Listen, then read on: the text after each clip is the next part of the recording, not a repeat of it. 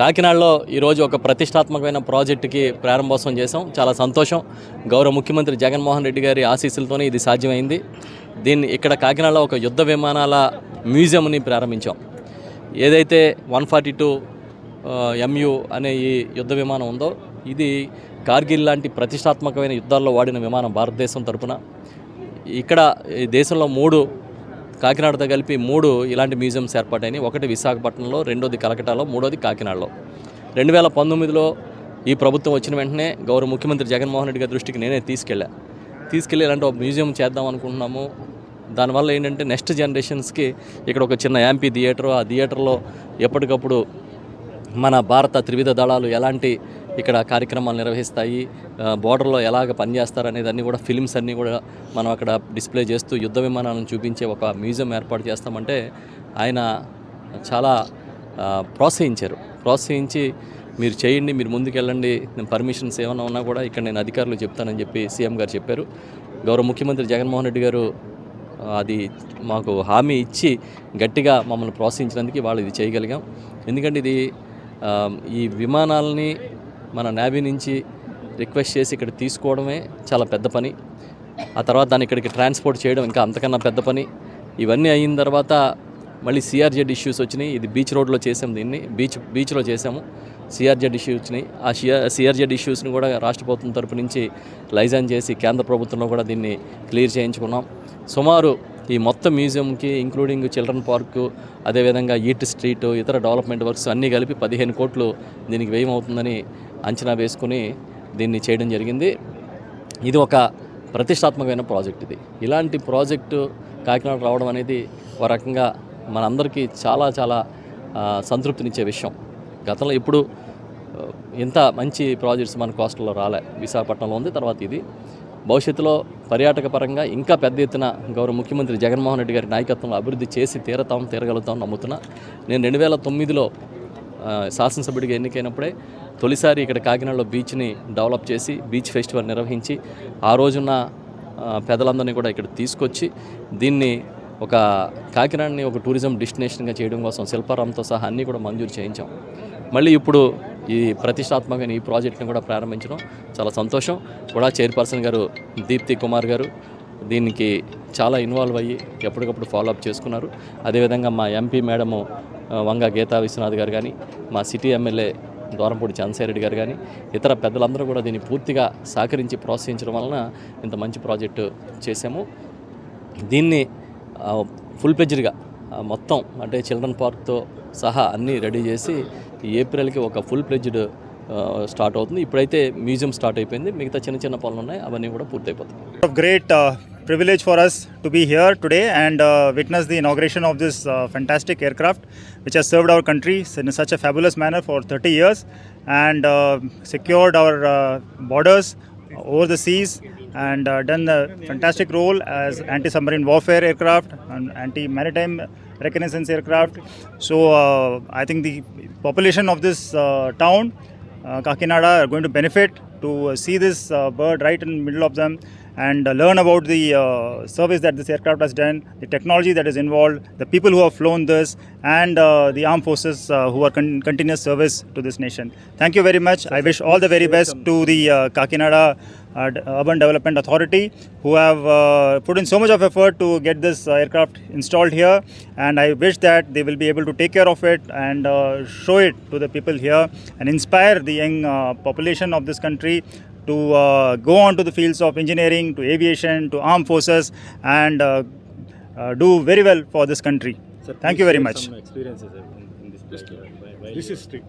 This aircraft, like I told you, has done roles of anti-submarine warfare, and in that role, it has carried out searches for submarine which is dived in the water. We have successfully tracked enemy or foreign submarines many times. We have tracked enemy vessels which have been growing through these waters. We have stopped piracy from happening because of its long reach. We have flown up to Gulf of Aden, up to Malacca Strait, and have ensured that the waters are safe and navigable for everyone in this region. Thank you. This participate, sir? So it has undertaken operations during Cactus. For anti-piracy operations, it was of great role, many pirates actions were stopped, and the merchant vessels were allowed to continue their passage thanks to this How presence. many years service in the Navy, sir? This aircraft joined service in 1988 and came to Rajali Arkonam in 92, and since then it has been flying. There are 8 aircraft which were purchased from Russia, and over the period of 30 years it has flown over 29,000 hours, which is a phenomenal number for the kind of aircraft capability that it brought along with it. And also I should tell you that this aircraft is still flying in the in Russia today when the war is happening with Ukraine. So this aircraft continues to be flying there thanks to their ability to maintain and fly it. But in our country it has flown for 30 years and it has done a wonderful service. So do you have any special experience in this? I have been part of this crew. I have flown this aircraft for the first time, and I had flown in this aircraft for the first time in 2000.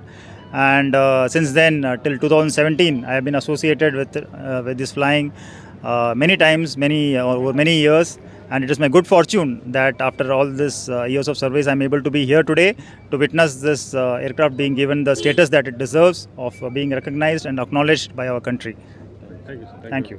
Madam ఏంటి ఈ project మన కాకినాడకి రావడానికి అంటే ఏపీలోనే 2 ప్రాజెక్టులు వచ్చినాయి, ఇంకొక project వచ్చి కలకట్టాలో ఉంది. ఏపీలోకి 2 ప్రాజెక్టులు, అది కాకినాడకి రావడానికి ఎటువంటి ప్రయత్నం చేశారు? ముందుగా అందరికీ నమస్కారం అండి. ఈరోజు కాకినాడలో ఎయిర్ క్రాఫ్ట్ మ్యూజియం ఇనాగ్రేట్ చేసుకోవడం జరిగింది. దానికి ముఖ్య కారణము మన కురసాల కన్నబాబు గారు. ఆయన యొక్క ప్రపోజల్ వల్లే అప్పట్లో ఉన్న వీసీ అమరేంద్రనాథ్ గారి సహకారంతో ఈ ఎయిర్ క్రాఫ్ట్ని ఇక్కడ తీసుకురావడం జరిగింది. తర్వాత దాని అప్పటి నుంచి కూడా కొన్ని సిఆర్జెట్ ఇష్యూస్ రావడం వల్ల వాటిని అన్నింటినీ క్లియర్ చేసి మన లాస్ట్ టైం చేసిన వీసీ సుబ్బారావు గారు వాటిలన్నింటినీ కూడా మన కన్నబాబు గారు, అదేవిధంగా గీతా మేడం వీళ్ళందరి యొక్క సపోర్ట్తో ఆ సమస్యలన్నీ క్లియర్ చేసి ఈరోజు కాకినాడలో ఎయిర్ క్రాఫ్ట్ మ్యూజియంని ఇనాగ్రేట్ చేసుకోవడం జరిగింది. ఎందుకంటే ఇది చాలా ప్రతిష్టాత్మకంగా తీసుకున్న ప్రాజెక్ట్. ఎందుకంటే మన దేశంలోనే కేవలం 3 చోట్ల మాత్రమే ఇలాంటి మ్యూజియంలు ఏర్పాటు చేయడం జరిగింది. ఒకటి కలకత్తా, రెండోది వైజాగ్, మూడోది కాకినాడ. ఈ ప్రతిష్టాత్మకమైన ప్రాజెక్టులో నేను చైర్మన్గా ఉండగా దీన్ని ఇనాగ్రేట్ చేసుకోవడం అన్నది నేను చాలా హ్యాపీగా ఫీల్ అవుతున్నాను. ఎందుకంటే కాకినాడ పట్టణ ప్రజలు కానీ చుట్టుపక్కల ప్రాంత ప్రజలు అందరూ కూడా కాకినాడ బీచ్కి వచ్చి చాలా పొద్దుటి నుంచి సాయంత్రం వరకు కూడా ఏమీ లేకపోయినా సరే వాళ్ళందరూ కూడా కాకినాడ బీచ్లో ఉండడం జరుగుతుంది. కానీ అలా కాకుండా ఈరోజు ఎయిర్ క్రాఫ్ట్ మ్యూజియంని ఇక్కడ సందర్శించడం వల్ల వాళ్ళు మార్నింగ్ వచ్చి ఈవినింగ్ వరకు కూడా ఇక్కడ గేమింగ్ జోన్ కావచ్చు, అదేవిధంగా చిల్డ్రన్ పార్కు, అదేవిధంగా ఈట్ స్ట్రీట్ అన్నీ సుమారు 15 కోట్ల వరకు ఖర్చు చేసి మొత్తము ఇక్కడ ఏర్పాటు చేయడం జరుగుతుంది. దీన్ని ఇంచుమించు ఏప్రిల్ మంత్ ఎండింగ్కి ఈ పనులన్నీ పూర్తి చేసి మే నెలలో పిల్లలకి హాలిడేస్ వస్తాయి కదండి, ఆ టైంలో దీన్ని ఓపెన్ చేద్దామని చెప్పేసి మేము అనుకుంటున్నాము. దీనికి ఈ ప్రాజెక్ట్ ఇక్కడికి రావడానికి ముఖ్య కారణము మన ఎమ్మెల్యే కురసాల కన్నబాబు గారు, అదేవిధంగా మన జగన్మోహన్ రెడ్డి గారు, MP madam, Kakinada MLA Dwarampudi Chandrasekhar Reddy గారు, వీళ్ళందరి సహాయ సహకారాలతో ఈరోజు ఇక్కడ ఇది ఎయిర్ క్రాఫ్ట్ మ్యూజియంని ఇనాగ్రేట్ చేసుకోవడం జరిగిందండి. మేడం ఇంకొంచెం అంటే దీన్ని ఎన్హాన్స్ చేస్తూ బీచ్ని డెవలప్మెంట్ యాక్టివిటీ అలాంటివి ఆల్రెడీ యాక్చువల్గా ఈ ఎయిర్ క్రాఫ్ట్ మ్యూజియంతో పాటు సుమారు 5 కోట్ల వరకు కూడా మేము ఇక్కడ చిల్డ్రన్ పార్కు కానీ అదేవిధంగా గేమింగ్ జోన్కి కానీ మేము ఇవ్వడం జరిగిందండి. ఆ 2 కూడా మేము పూర్తి చేసి ముఖ్యంగా ఈట్ స్ట్రీట్ కూడా ఏర్పాటు చేయడం జరుగుతుంది. ప్రజలందరూ కూడా చాలా హ్యాపీగా ఫీల్ అవుతారు. ఎందుకంటే ఉదయం వచ్చి ఈవినింగ్ వరకు కూడా ప్రజలు ఏ విధంగా కోరుకుంటారో ఆ యొక్క అవకాశాలన్నీ ఇక్కడ కల్పించడం జరుగుతుందండి.